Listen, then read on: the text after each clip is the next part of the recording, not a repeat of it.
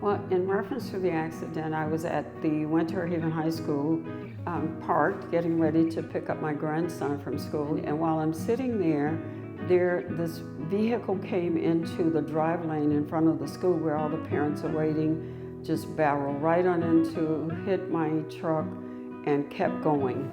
I ended up with some problems in my neck and in my left arm because they hit on the driver's side of my vehicle.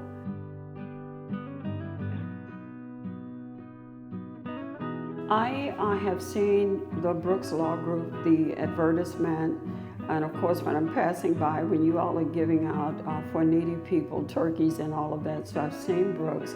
And I know at one point he had these really neat ink pens that were made like baseball bats that I actually was able to get some of those donated for a group that we were giving things out to, so I got to know just from the advertisement and being around in the city of Winter Haven.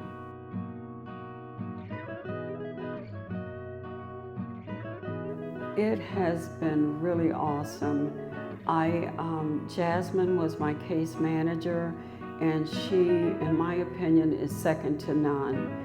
From the first time that I spoke with her, it was always a caring attitude.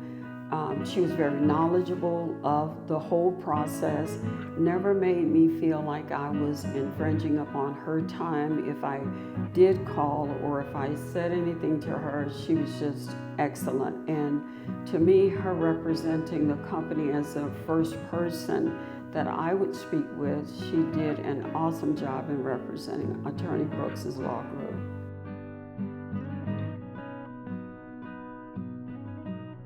Yes, I would wholeheartedly.